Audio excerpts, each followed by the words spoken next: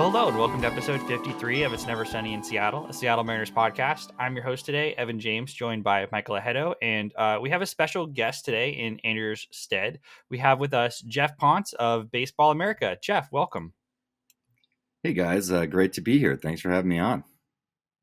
Really excited to have you here today. Obviously, we're going to talk a little bit about the Mariners 2022 draft and the team's competitive position. So why don't we kick it off there right away? Let's talk a little bit of Cole Young.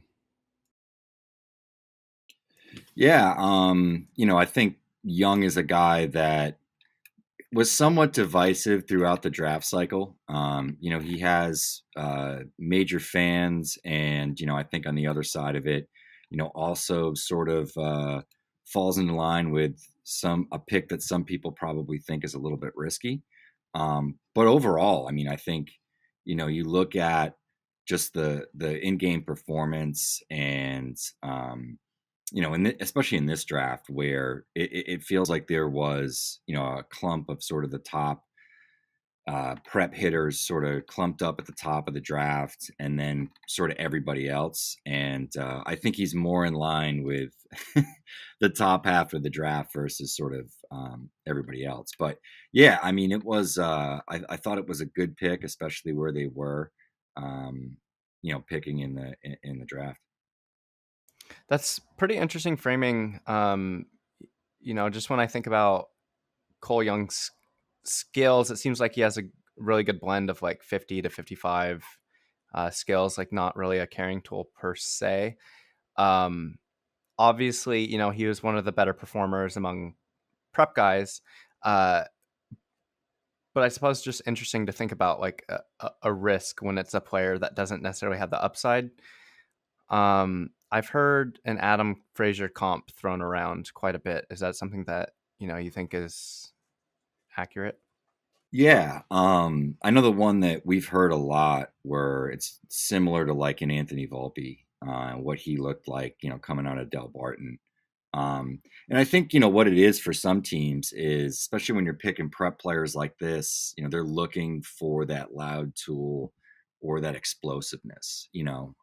I think it gets sort of underrated at times. Like baseball is a quick twitch sport, and it's a sport where explosiveness, more so than other sports where like agility, etc., are more valued. I think a guy like this is just a question of like, what is going to be the carrying tool? If he's not a plus defender at short, and he's not a guy that's going to hit for an incredibly high average, or hit for a ton of power, or it's just like twitchy and speedy. It's kind of like, where does he fit in? Sometimes it's a sum of its parts thing, and it's just the player, how he plays the game, the little things that he does that allow all the skills to tick up. So you kind of got to hope that Cole Young's sort of in line with that. Right. And I've also heard that there's not necessarily a huge gap between him and Jackson Holliday. Is that something that you would agree with? I think at different points in the cycle, that was probably a pretty reasonable take. One of these prep guys, who knows? A year ago at this time, I remember like seeing Jackson Holliday, really liking the swing. And it was like, yeah, he's a second baseman. It's probably like, maybe like his ceiling is like, comp round after the first. But more than likely like a mid-second round pick. And he had a little strength, starts hitting for power. And, next thing you know, he's the number one overall pick. And he was ranked highly and in terms of our feedback from area scouts and cross checkers and executives, etc.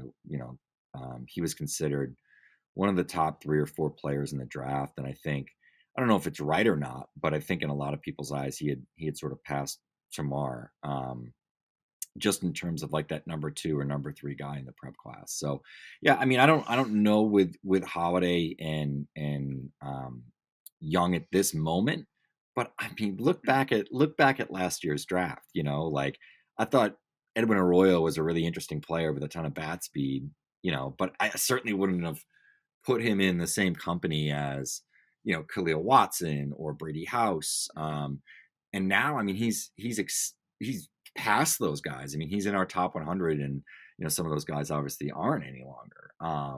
So a lot can happen in a year. And I think when you look at Mariners player development over the last couple of years, they've done a pretty good job. I mean, I think it's more on the pitching side where you really see some standouts, but they haven't done bad on the positional side either. Yeah, that's something that we've talked about a lot, where like it seems like obviously MLB wide, there is a gap, between the ability to develop pitchers and hitters. And like, on the hitting side, it's like we have KVS. On the pitching side, we're pitching labbing it.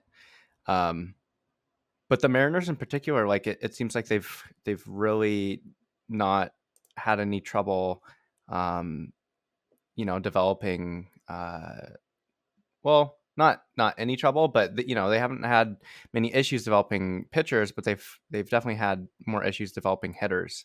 Yeah, no, I think that's absolutely the case. And, something that I had recently done right before the draft was I've been working on it for a few weeks, but I was able to get data in terms of velocity for this year, as well as the draft springs for the top 50 college pitchers in the 2019 and then 2020 draft classes. I picked 50 because I figured, there was going to be more variance and probably more spikes. Let's go with the guys that were considered pretty strong talents coming out of college. And I wanted to look at just what the trends were in terms of, adding or loss of velocity. And, what I had seen is there was a substantial jump for a lot of different pitchers in terms of adding velocity. And Seattle was one team in particular. I think they were first in terms of like average miles per hour added on some of these college guys. And it wasn't just, pitchers that they had drafted. It was guys like Matt Brash that they had brought into the system. And, I think a lot of their focus on adding velocity, but beyond that, sort of working on the biomechanics side and just understanding like guys' efficiencies and inefficiencies within their mechanics sometimes can really pay dividends, even if it's not necessarily like straight velocity training. And they've done good with developing secondaries too. So I think when you look at that, and of course their location isn't too bad. You're right near Driveline's headquarters, and a lot of guys can utilize access to that, frankly, and it seems like they do. And I know that just the folks that they've hired and brought in, over the last couple of years, are all pretty progressive in terms of the pitching coaches, guys that understand data, and they're good communicators. And I think that's another big part of it. Is it's one thing to have a good analytics staff. It's one thing to have good PD people, but having the ability to communicate throughout sort of the player's chain, whether it's with their off-season trainers, whether it's with their agent, whether it's with the player directly, and having them, not just talking to a GM or a farm director, but having them communicate with pitching coaches. I think that goes a long way, because you can sort of have a more holistic plan in terms of looking at the entire season. And they're good communicators, and the Guardians are another organization that's really good communicators. And that's just feedback I get from players. That's feedback that I get from trainers and folks that work with some of these pitchers in the off season, as well as GMs and etc. So it's kind of interesting. I think that's sort of what the unspoken part of the whole equation is that these guys are good communicators too. They make sure that the players sort of know that the track that they're on. And they've had a lot of guys that have been pretty big wins based on what they were coming into the organization versus what they are now, or what they were when they traded them away, like a guy like Brandon Williamson or whatever. Right. They've done pretty well. Yeah, I think another kind of topic that we've talked about a lot on the show is just there's actually a graph in terms of I forgot who posted it, but essentially it's looking at like how do teams make players better. And a lot of the time, which is a little interesting to me, it's the Mariners tweak pitch mix as opposed to like pitch quality. which I would have expected more of. I mean, I'm trying to think of examples of things that they've really done. Obviously, they helped Robbie Ray, add the sinker. Justice Sheffield switched from the four seamer to a sinker, but like for the most part, at least at the major league level, or when you're getting to the higher ranks of AAA and MLB, they haven't really, like, they're not having. I forgot what I think the Yankees called their sweeper a whirly or whatever. But they aren't necessarily. Well, I guess they have guys who are doing that, so I think it's something that they're targeting, but not necessarily adding. I don't know if you have any insight in terms of that. So it's funny because like now the Yankees, like I don't think there's not like an article about this yet. Maybe I should write it, but they're starting to move to more toward cutters all of a sudden, like in season. Like we're seeing less of the sweeper. It's what it is. It's a sweeper, right? Or they call it their whirlies, right? And I guess to a degree, like there's different types of sweepers even. I mean, Mikey can probably speak better to this even than I can, but just in terms of like how the movement's created, they just have a lot that are like lower raw spin guys that get like a ton of like weight, like sort of like seam shifted weight that goes in that direction. It's kind of funny, but the Yankees are very like one size fits all. I don't know if it's a positive or a negative, frankly, but they very much try to do the same things with all of their guys. Where, from my standpoint, taking a look at it and just looking at like the development of like Bryce Miller's slider, for example, who's a guy that I honestly loved coming out of Texas A&M, and that's a sweeper, Yeah.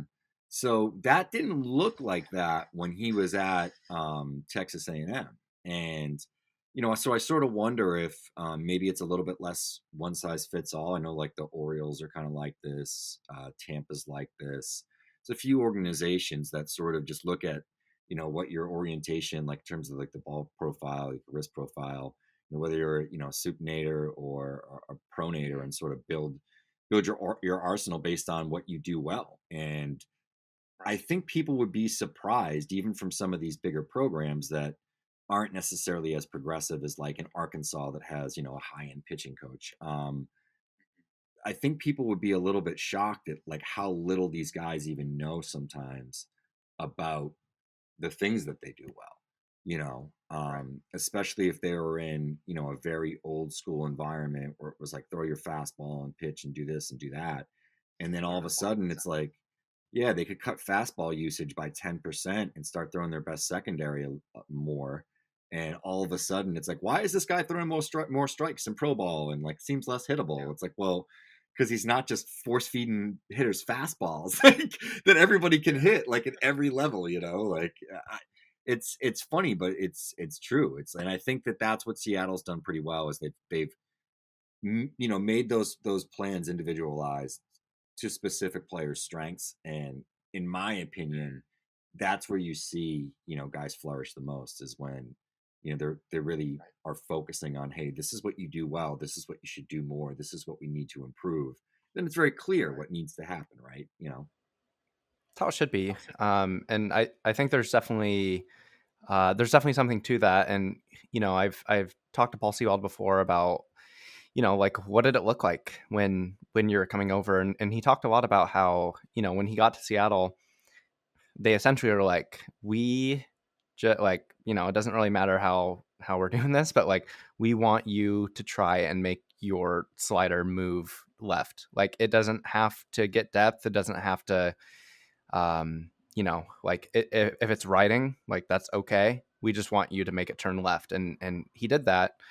And they also, in talking about his fastball, they're like, we just want you to hit the top of the zone. And it's really interesting because to be able to do that, his cue was kind of to get under the ball, and he was having a little bit of trouble doing that. And so it was at the alternate site that he had the catcher just stand up and just was throwing what would be at above a hitter's head.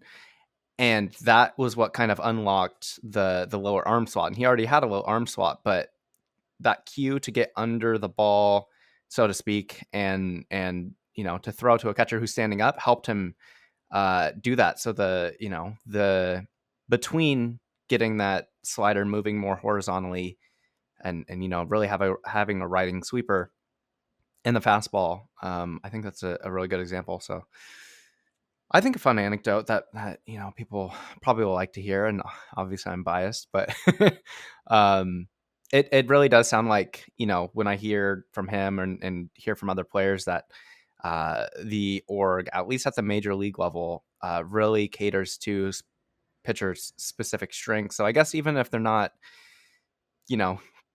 giving everyone, whatever pitch that teams kind of have, which they kind of are too. There are a lot of Mariners relievers that throw a sweeper. So, um, I think maybe I'm understating it, but to kind of get back to some draft stuff, I think one of the most exciting prospects, to me, or draft picks to me, is Tyler Locklear. Is a huge data guy, and I think for him it sounds like the raw power is the carrying tool. He's got just some pretty insane exit velo numbers, and I think bat speed numbers. I think you could speak to that more than I can, but yeah, what are your thoughts there? Yeah, and I think he falls in line with a handful of guys that were drafted by the Mariners that I've seen over the last couple of years in the Cape Cod League. And I saw a fair amount of Locklear. He was A10, Player of the Year 2021 again this year, I think, if I'm not mistaken. The numbers are absurd. He's a guy that I think if he was playing in a larger conference, probably gets a little bit more love, maybe at the back end of the first rounds. He showed well here. He was sort of a 1-2 punch with Chase DeLauder, who was Cleveland's first round pick, with Orleans. He's probably, I don't know if he's a third baseman long term. Might be a guy that moves to first, but there's power there. There's field to hit. He gets on base. I think some of the numbers, obviously, they're going to come down in pro ball, but he's a guy that I think you could probably stick in low A. He's going to hit, maybe see a little bit of time in high A. Next year, you assign him to high A, and he's probably in double A within a couple of months. Then, we'll see. The rubber will meet the road there. But he's an advanced college hitter. There's power there. Like I said, there's field to hit. And, the approach was good in the Cape. So, we'll see. It's just a matter of can he hit against really advanced pitching? And I think that's a question even for SEC guys, frankly. Like we act like the difference is so substantial, but I mean, he hit good pitching here in the Cape the entire summer.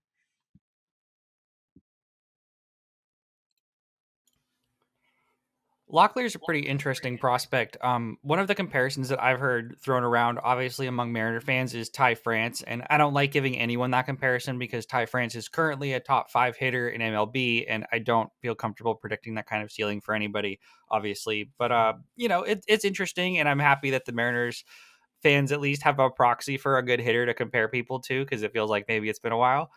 So at least that's nice. But I do want to talk a little bit about Walter Ford as well because I have the pitching gurus with me here today. And Walter Ford obviously has an 80 grade sports nickname, which is the Vanilla Missile.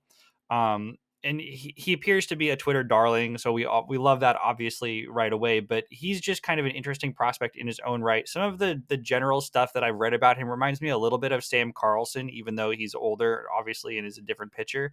But throws 93, has pretty good control command. Seems like a guy who could be in the major leagues in a couple of years here. Geoff, tell us a little bit about Walter Ford. Yeah, I mean, I think it's going to be, unless he's just a straight reliever, it's probably going to be a while.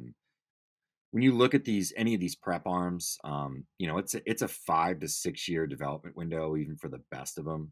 There's very few guys that sort of exceed that, and they should probably take it slow with them. But I think when you look at just the raw stuff, he sits low 90s, but I mean he's shown the ability to get it up to 96, 97. I really like the slider, low 80s, ton of spin. Heavy two-plane bite. It's a pretty good pitch. He'll show the changeup from time to time, but it's really inconsistent, like it is with a lot of these prep guys, where he'll flash a 55 changeup on a couple of pitches, and then totally yank it the next two.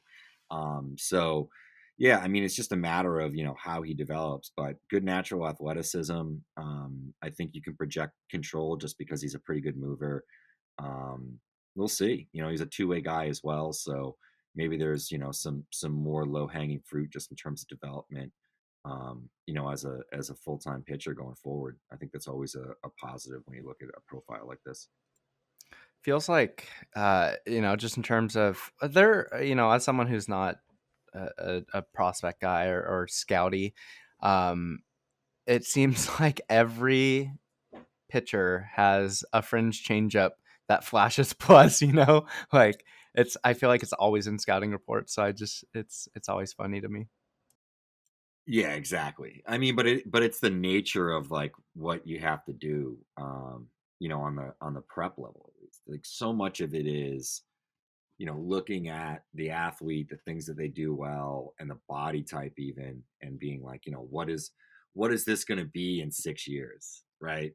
And it's why, like, personally, like my focus, the stuff that I like to write about and work on. Some of it is proximity because I'm close to the Cape Cod League.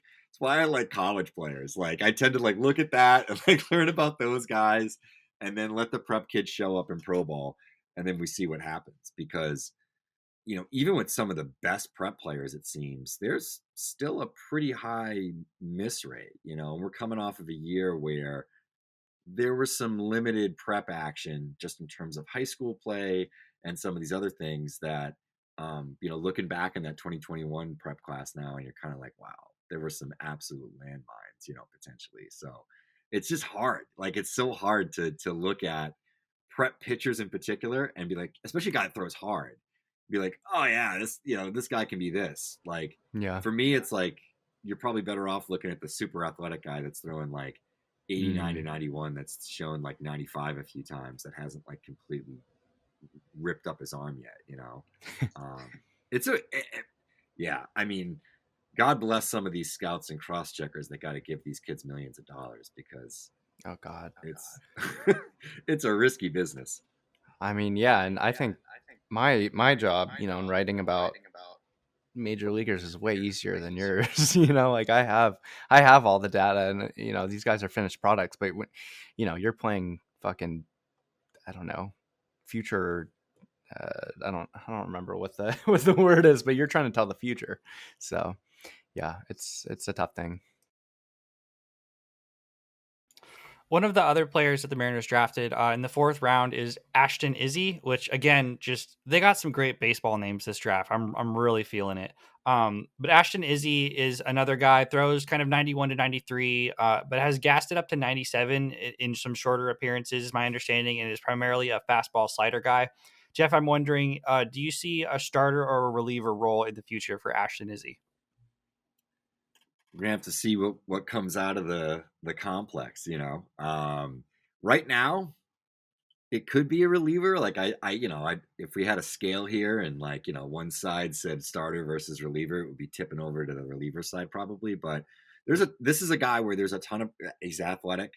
The strikes haven't been great, but there's projection in the body, in the movement, just of his body, not the movement of the fastball, but movement of the fastball is pretty good. And he's like 90 to 93.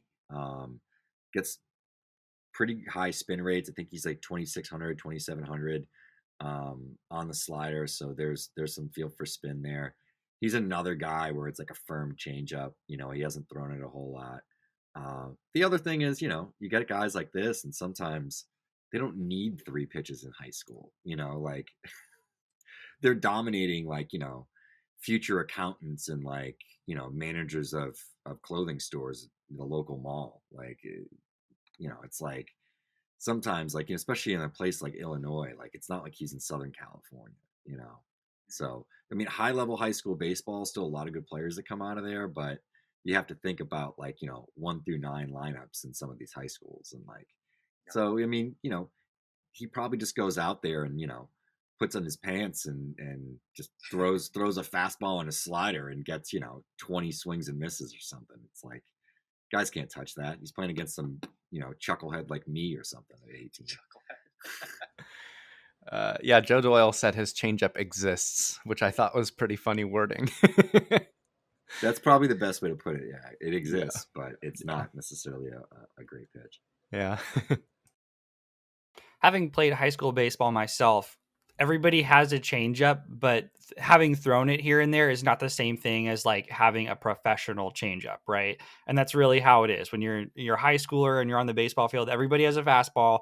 Maybe they occasionally throw some junk if the pitcher or if the coach lets them, and then they have technically thrown a changeup, but that's it. Mostly it's just fastball stuff. I watched Adrian Sampson come out of Skyline a couple of years back, and on the high school field, he just threw a fastball for the most part.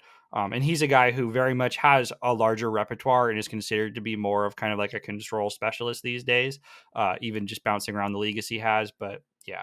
The last guy we wanted to talk about really today, we have a couple, obviously we could look at the whole draft, but a big person is Josh Hood, who is a shortstop the Mariners selected.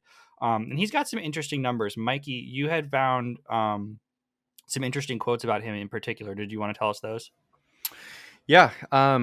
He's someone in particular who, whenever during draft season, I don't know anything. So I'm always reaching out to people and saying like, hey, what do you think about this guy? Or like, are there sometimes people come to me too. And someone that I was talking to is like, Josh Hood is legit, like a super outlier athlete, like top, 1% athleticism, and sent me an article about how he had really developed, pretty loud tools and really matured physically.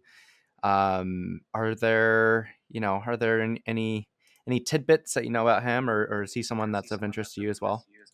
Yeah, so he was like, there's like 3 picks in a row here that I was going to highlight because I've seen him. And the first pick would have been Josh Hood. So I saw Hood a lot last year with Harwich. It's in the same lineup as Brock Wilkin and a handful of other guys that got drafted. And his teammate here, Tatum Levens, was also the catcher for that team. He was transferring. They're both transferring from smaller schools to Power 5 conferences. Levens was going to Pittsburgh, which is in the ACC, and Josh Hood was headed to NC State. And so Hood's an interesting case study because he was I think it was a 19th or 20th round pick of the Red Sox last year, and there was some chance that he was going to sign, and then he didn't. Too bad for the Red Sox there, but he was at Penn, and if we remember, the Ivy League didn't play baseball for 2 years. So it was before the transfer rules. So he wasn't able to transfer out of Penn after 2020. And then last year was able to go to NC State. So, he finally gets an opportunity to play after really not playing for 2 years. He played in the Cape and was pretty good. And then, jumps into one of the best baseball conferences in the country. And, I think he hit like 268, 350, 498 with 13 jacks, if I'm not mistaken. He's got some power. It's an unusual setup. As you said, he's pretty twitchy. Maybe he's a third baseman long term, but he could be a good defensive third baseman. And I think when you look at just his unusual setup, because we're still feeling like the effects of 2020 for some of these guys. And, just what some of the regulations and stuff did to certain players in certain leagues. He's a guy where, I think he's going to get a lot more baseball over the next like year or two. And so maybe you can almost view him, even though he's a little older, you can almost view him as like, he's got 2 years of college baseball and 1 summer on the Cape. He's kind of the same as like a draft eligible sophomore in that sense, just from a baseball standpoint, in game, and just when you consider he faced Ivy League competition his first year, and just the rust he probably had to shake off. Just you can hit in the cage and pick up games all you want, but once you get onto the field and you're playing in actual competitive games that mean something, it's a little different. Yeah, it seems like he just needs reps. I did see I don't know how it translates with, between bats. But I saw he's hit a ball 113 miles per hour. So clearly he's got some, some raw power there. Yeah, it's just that like last year when I saw him on the Cape, I didn't see him as much with NC State. I think the NC State series was at NC State this year with Boston College, because that's kind of how I get to see ACC teams, because they come through BC like early in the spring before pro ball starts. So I sit out there and like freeze my tuchus off. But yeah, it's just a level bat path, and I think that's a big part of like some of the adjustments he probably needs to make to add power. And NC State might have already done that. I'd have to look at some of his like more recent swings, but I've seen the athlete, I've seen the player, and I like him. I like Tatum Levens as well. This is a kid that was at LaSalle, which I think was a D3 school, if I'm not mistaken. Transfers to Pittsburgh, had an unbelievable year. Hit 321, 435, 613, 33 walks and 31 strikeouts. He had 16 pumps as well. This dude can hit. He's a really good catcher. I think his receiving and throwing and blocking ability is a little bit underrated. And he's a super swaggy kid, man. Like, he's got like the bandana on under his stuff. He's just like talks a lot. He's high energy, moves pretty well behind the plate. Like, he was a guy I hadn't, that's the fun thing about the Cape is you get some of these kids you haven't heard of, and, you're watching them make a name for themselves in front of your eyes. And, that's the thing I probably appreciate and like the most about it. So I thought that was a good pick. And I bet there's probably a lot of people who haven't necessarily seen a ton of Tatum Levens and been around him to kind of know like, hey, that's a guy that could turn out to be like a backup catcher with a little bit of juice in the bat. You'll take that. You'll take that every day of the week in the 8th round, He's a really interesting piece for the Mariners because obviously we have our current prospect slash catcher of the future and present in Cal, but we have Harry Ford, in the low minors, and now we also have another catcher. So I think that pipeline has been really strong for the Mariners lately, and that's cool to see. So we talked draft. Do we want to switch gears a little bit and talk Mariners prospects kind of in our system right now, particularly as it relates to obviously the big news in the baseball world is Juan Soto potentially on the trade block. In Mariner world, a lot of the discussion over the past couple of weeks has centered around the package that the Mariners might be able to put together for Soto and potentially Corbin, to offset the dollars there a little bit, maybe pull a prospect out of the deal coming from the Mariners. I'm wondering who you think. Two things. One is that I think a lot of Mariners fans have a different perception kind of what the value of some of these guys is for us versus to other teams. And specifically like maybe Jarred and Emerson Hancock kind of fall into that category, even in Matt Brash. But I guess one, do you think the Mariners have the pieces to pull off a Soto deal? And two, who might the Nationals be interested in perhaps more than we think they might be? Oof. The last part of that is difficult.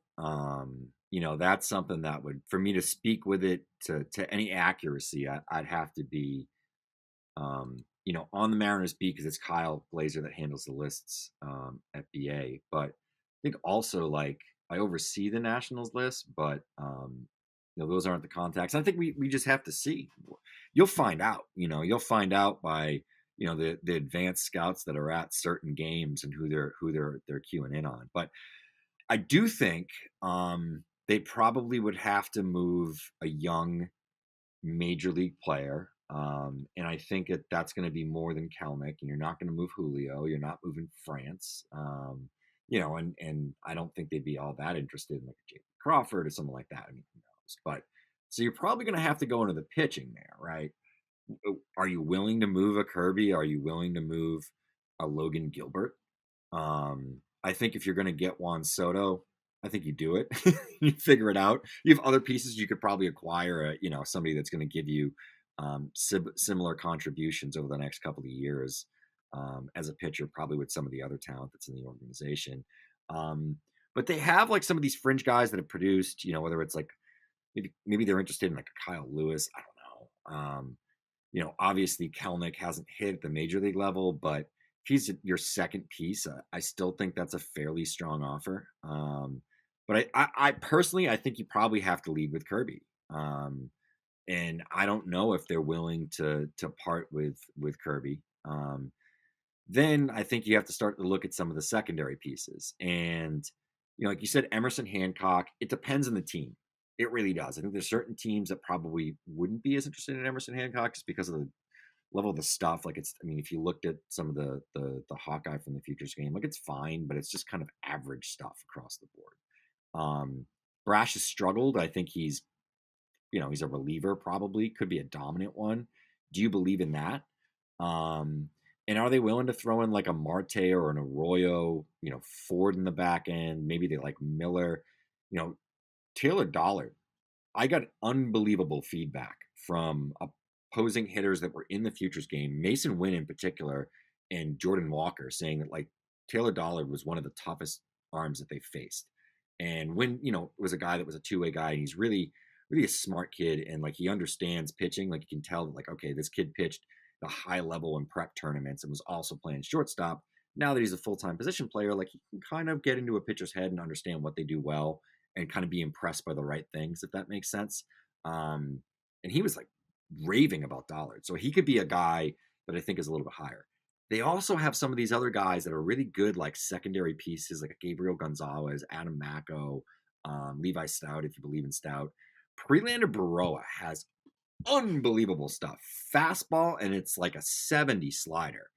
And they got, some other kids here that I think have upside. So they've drafted in a way and signed enough good players in the international market that they have some intrigue in terms of like those like, fourth, fifth, maybe even sixth pieces, because the way I view it is you don't only have to have quality for the Nationals for Soto, you also have to have quantity, because that is a very thin system. They have to address two needs. And if you have one player that you're going to be able to address two needs like that with, it's probably a guy like Juan Soto. I mean, I was on the phone with, a friend in the industry last night. And we were just talking about potential trades and Soto in particular. And we were like, we could name the Washington Nationals like 6 good prospects, like that are potential actual major leaguers, like that. Like that's it, and there's not many systems like that where you don't have many guys at the back end where you're like, yeah, what about this guy? And, he's only 18, but he's shown this and that. So I think Seattle could be in the running. What are their restrictions in terms of like cap and spending right now? They don't have any like super awful contracts right now. Seattle or Seattle. Yeah, man, they're like, I think they only have around 80 million on the books. Like they rank like 21st, and yeah, they should be. Yeah. I mean, I actually think that the Nationals are in pretty similar position to Seattle pre Cano trade. I think the Nationals are just in worse shape in terms of being able to fake it and like play now. Whereas, Seattle, like, they could have kept that core of Seager and Cano and Cruz and probably sucked in years, following. But I think that's kind of, where they're at right now. And I think you're right. Like whatever it kind of takes to do it, you do it. Optically, I think it might be kind of difficult where like, you're on a 14-game winning streak, and then you trade guys like Kurt, like you make that trade, but then in many ways, like it raises your ceiling because you have a Soto, but then you have to start plugging holes that they already kind of like, they don't have any black holes anymore, I would say, because, and I'm really interested to hear, what you think about some of the guys that have really stepped up, like Calvarelli, but and you can do that, via trade by going out and acquiring more, just like role player S guys. But yeah, I definitely think that I've always thought the Mariners should be taking on, big contracts, especially if it means, squeezing out some prospects from teams or just good players. And like when you have the opportunity to get Soto, this doesn't come up very often. So, to be able to have him and Julio in the same outfield would be pretty rad. But Yeah, I think, we've been talking a lot about Kelnick. Are there I've heard a lot from, guys like Jared Seidler and different prospect guys, but like in hindsight or even right now, like are there things that you're like, oh, that should have been a bigger concern, before, you know, or I think these concerns are currently overstated. Like what are you thinking about in terms of Jared Kelnick and like how he projects right now? Because he's still really young. Yeah, I think from my understanding, and I don't know Jared at all, is it's just a matter of he gets into his own head too much and can be like very intense. And I think that that's just a part of being a young person, is just getting, control of all that, especially when you're struggling. And it's not easy, right?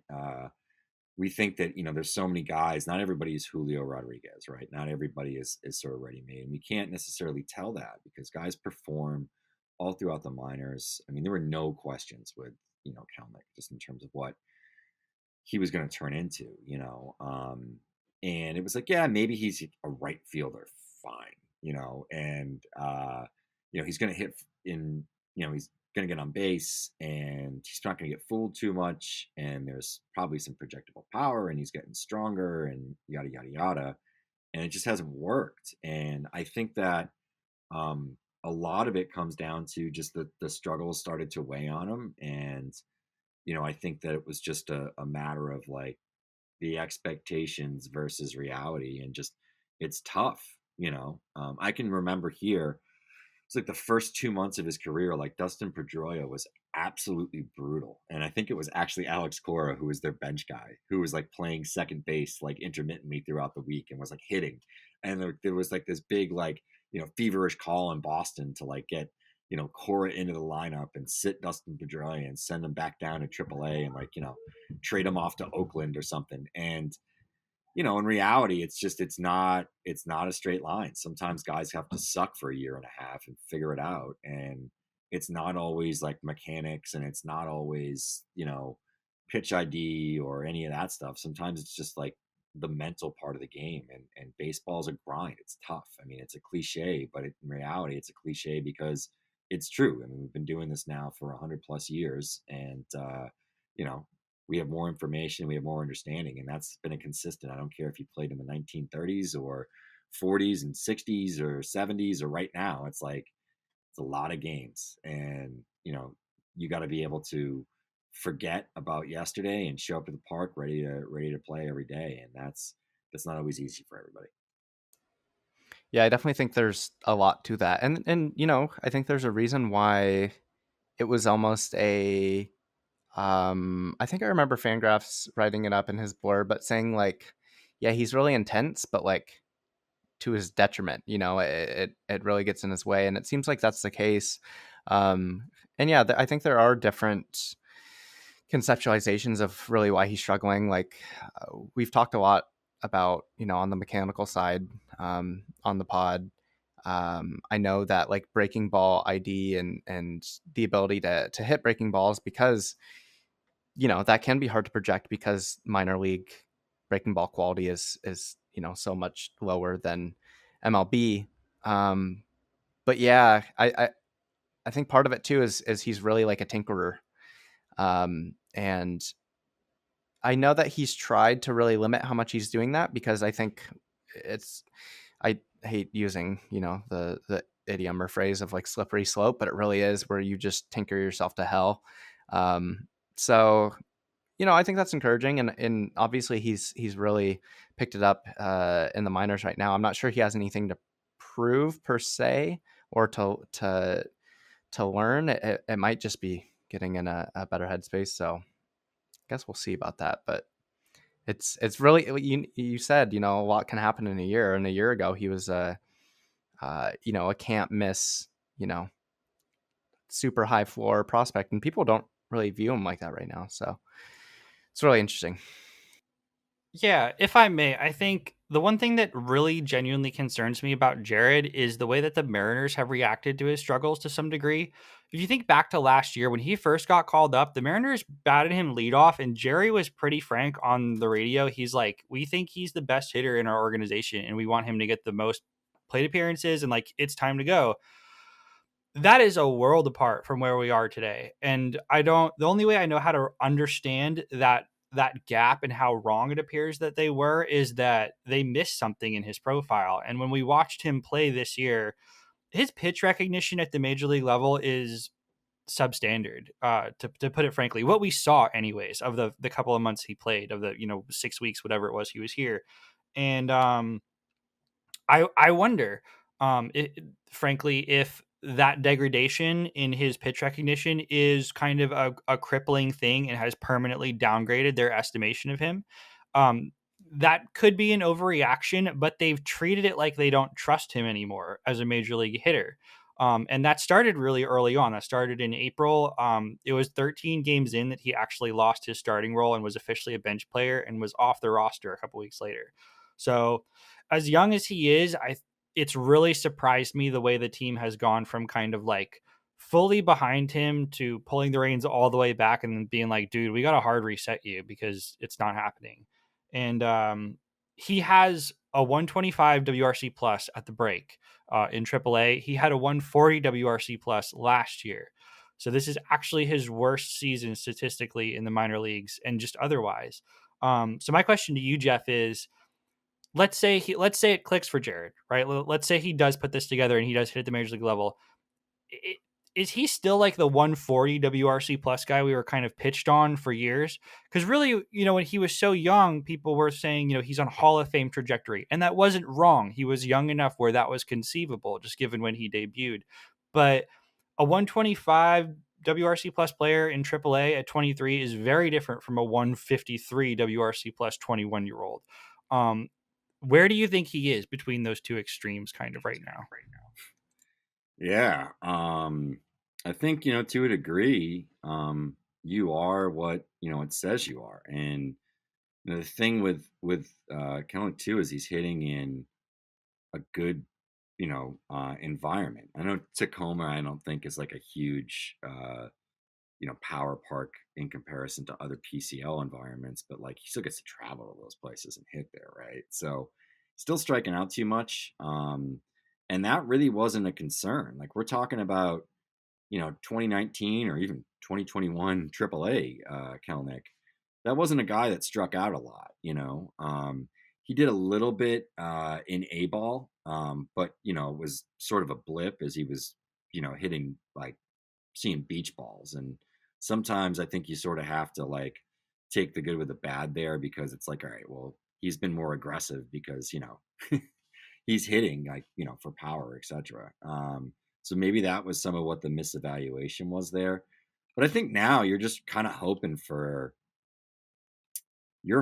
like a above average regular. Like I think that's kind of what the ceiling is. Like I don't know if we see a superstar any longer. I don't. The approach isn't as good as I thought it was. The bats and ball skills aren't as good as I thought it was. The power at the point of contact isn't as good as I thought it was. So, I think he's a guy that could still be above average in all those areas. But, I don't think it's going to be like the 60 hit, 60 plus power guy that we kind of thought he was, with the ability to provide some defensive value as well.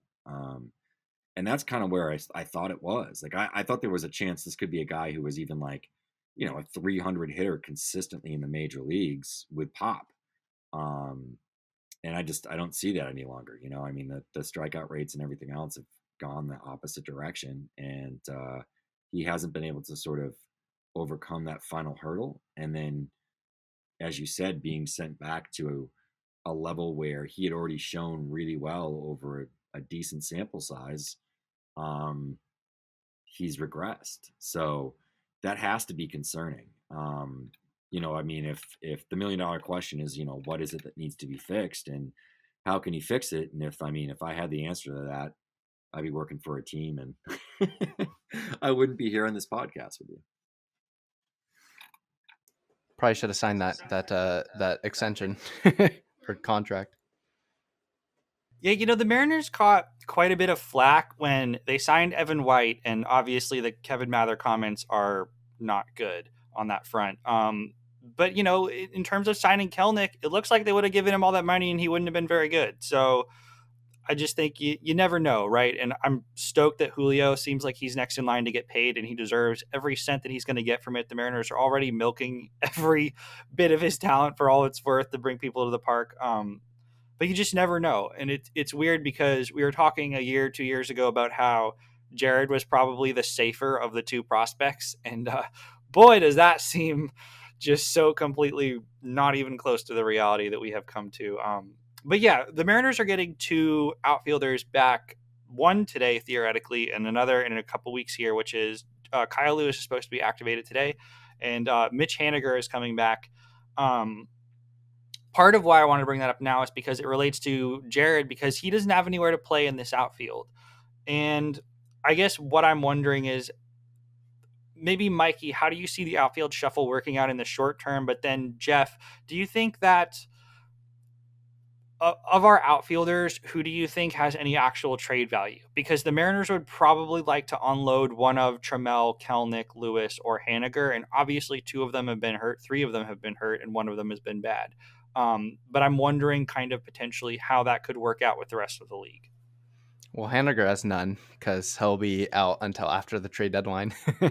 But I think they're just gonna make it work. I mean, like, Lewis isn't someone who should be playing every day. Like, he can DH, but also that spot is going to be going to the shuffle between Carlos Santana and Ty France, especially because Ty France is now potentially hurt. Jerry Dipoto, I think we made some comments last week about his comments where he basically was like, oh, I really hope we didn't rush him back. Like, I hope he's healthy. It's like, what do you mean? You're the GM, bro.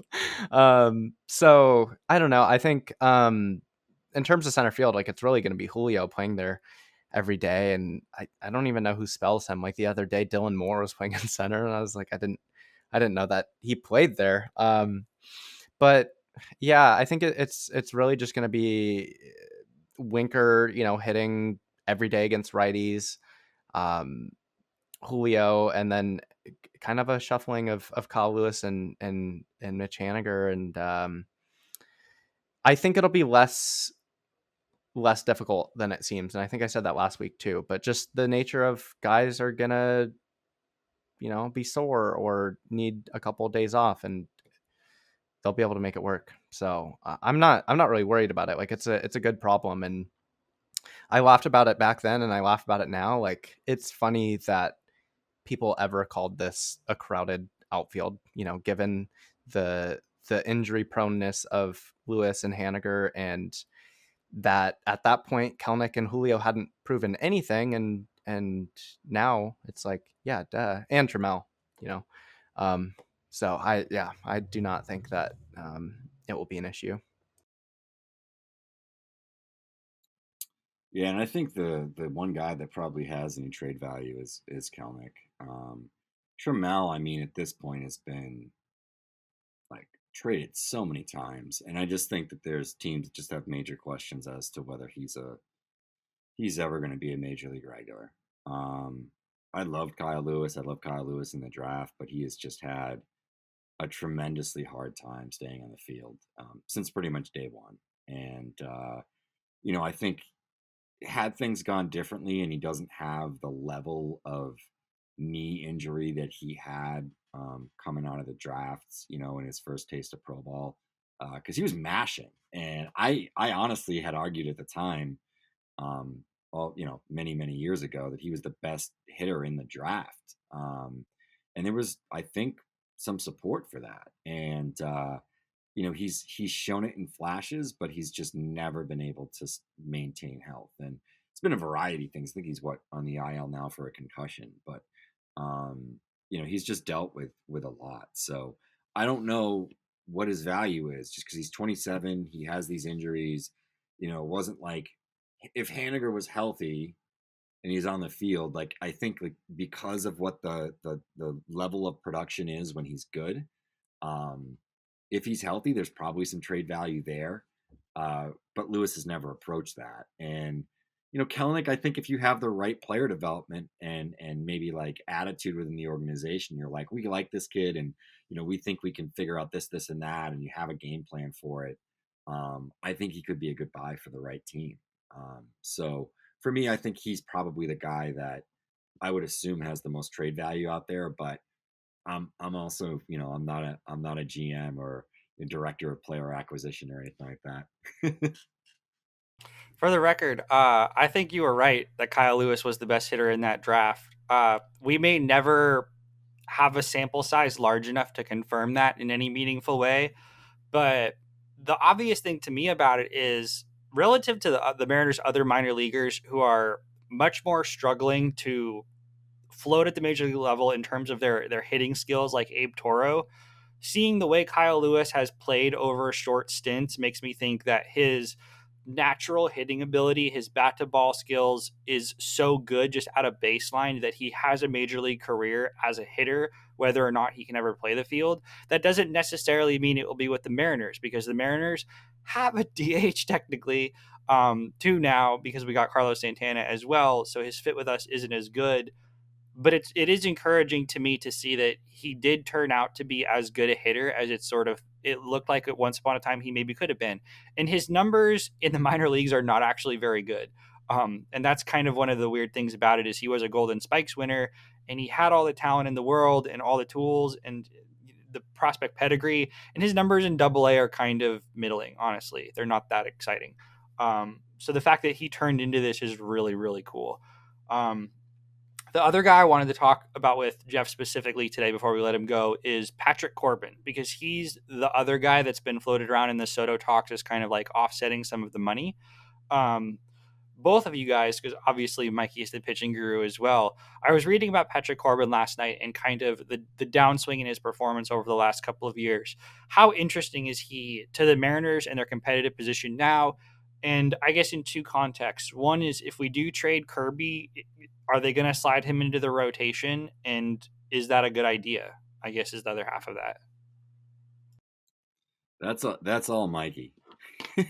Oh God, I haven't dug in on Corbin all that much, like, since the offseason. So Statcast sliders are bad, so he's bad. No, I want to pull up his his Brooks baseball. I mean, that's always where I start. Is like, can the guy throw strikes? Because, if a guy like Patrick Corbin can't throw strikes, then he's not going to be good, because it's not like it's already hard to be a legitimate contact management specialist, I guess. Like, we've seen Kyle Hendricks, what happens when that skill, erodes to any point. But I mean, he has made it work this year. Like, he still throws a lot of strikes with his slider and his fastball. His sinker sucks. I think maybe, if he has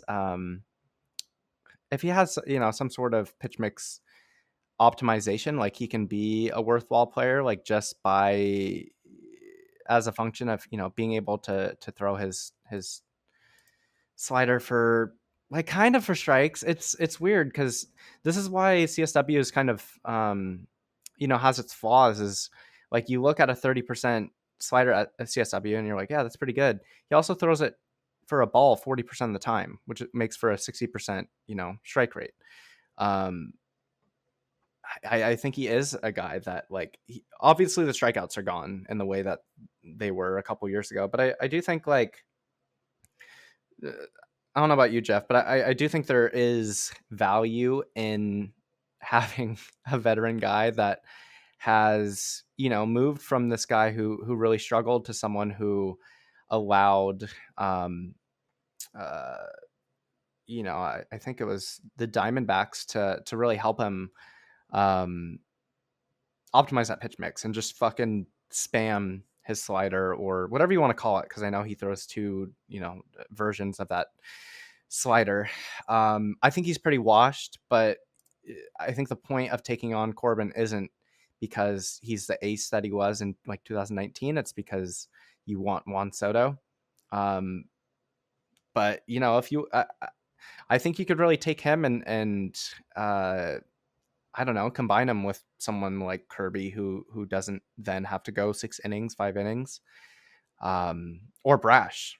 Like that might be a good way to open Brash for 2 innings and then have Corbin piggyback for so he doesn't have to go 3 times through.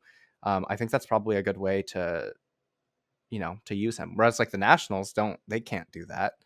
It might hurt Corbin's ego, but like you should be better. So I don't know. I don't think he's much of anything at this point, but he's a vet. There's that. Flexing Corbin and Marco at the back of the rotation really doesn't sound fun to me. Yeah, that makes me want to die, actually. It's not great. Geoff, I think really the only other thing we have to talk about today is we have listener questions. You're welcome to stay for that if you'd like. It's pretty specific Mariner stuff, but if you have to go, you can head out. What do you think? Yeah, I got to go sneak out right now and get showered and ready to go back to the field. And I had a couple of videos I want to cut up and get on Twitter before I head back down to the Cape again. I got a bunch of stuff going on. Got the All-Star game there tomorrow too. So I appreciate it, man. And plus there's nothing I'm going to tell you guys about the Mariners you don't already know. Emerson Hancock, good or bad, or good or not good? That's what I'll leave you with. Man, like it's just not. It's funny. I was in the press box at Dodger Stadium during the Futures game. I had to do the superlatives and write-ups, and we gave him pitcher of the game. He had a great performance. I mean, you strike out the side. Nobody else did. You kind of got to give it to him. I wanted to give it to Mike Burrows because I thought the stuff was better. But it's like average stuff across the board. It's just what's special about him is kind of what my question is. So like perception versus reality. I think the perception is like this guy could be a number 2, or number 3, and it's really more like he's more like a number 4 or a number 5, but could be a really solid one that if he's healthy gives you 160 to 170 quality innings, and maybe when he's 27, 28 it clicks and he does figure out how to do something special or whatever, right? It seems like the guy that's going to get the opportunity to potentially develop into a really good major league starter, but it's not going to be overnight, Where I look at a guy like Kirby, for example, it's like, yeah, he may struggle this year or whatever, but like for the next 3-4 years, like I think he could be like a really good starter, and like there's a chance that maybe he pitches his way into an all-star team at this point. It's like I don't think I see that with Hancock. It's just average stuff across the board, and he knows how to execute. So if he's executing, which is inconsistent for him, but if he's healthy and he feels good and he's executing, I think there's probably mid-rotation upside, but I lean more toward the back end